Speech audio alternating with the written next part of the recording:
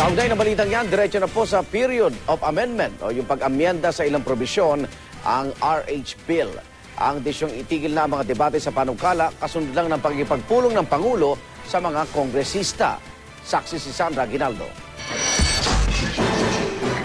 Sa pakikipagpulong ni Pangulong Noynoy Aquino sa 182 kongresista, kabilang ang mga pabor at kontra reproductive health bill, sinang-ayunan daw ng karamihan na pagbotohan na ngayong araw imbes na bukas ang termination o pagtatapos ng period of debate sa RH Bill.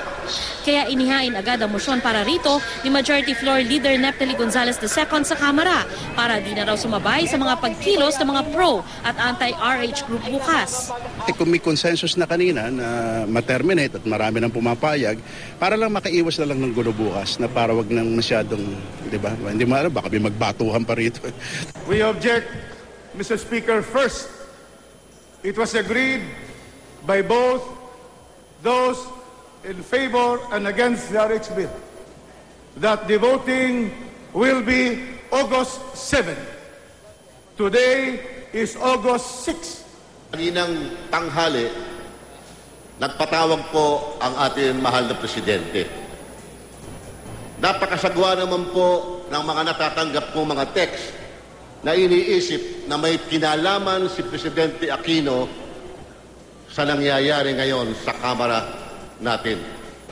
There is no compelling reason na madaliin to. Unang-una, sa amin po, ang 6 ay numero ng demonyo. Pero natuloy rin ang botohan sa pamamagitan ng Viva Voce o palakasan ng boses kung saan na naig ang mga pabor na i-terminate na ang debate. As many as are in favor of the motion, the majority leader, please say aye.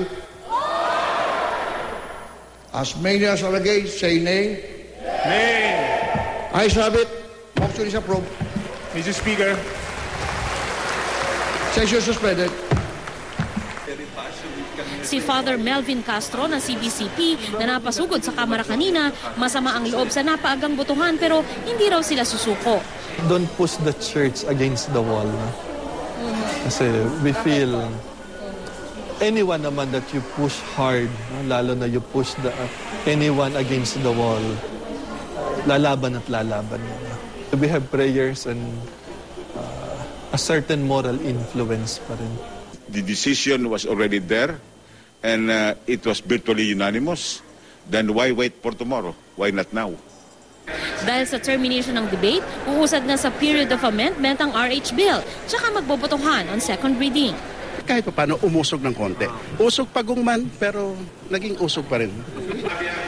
Ang House Bill 4244 o ang Responsible Parenthood, Reproductive Health, and Population and Development Act of 2011 ay consolidated bill mula sa 6 na naunang House bills na isinumite sa House Committee on Population and Family Relations. Ilan sa mga pangunahing probisyon ng House Bill 4244 ay ang pagsama ng modern family planning methods sa mga essential medicines and supplies na pwedeng bilhin sa lahat ng ospital at government health units. Ire-require na rin ang seminar sa family planning, responsible parenthood, breastfeeding at infant nutrition sa pagkuha ng marriage license. Layon din ang panukala na magkaroon ng review sa mga kaso ng maternal death para mabawasan ang mga ito. Gayon din ang pagkakaroon ng mobile healthcare service sa bawat congressional district para maghatid ng healthcare supplies at services lalo na sa mahihirap. Kabilang din sa probisyon ng House Bill 4244 ay ang pagtuturo ng age-appropriate reproductive health and sexuality education mula grade 4 hanggang 4th year high school. Sandra Aguinaldo ang inyong saksi.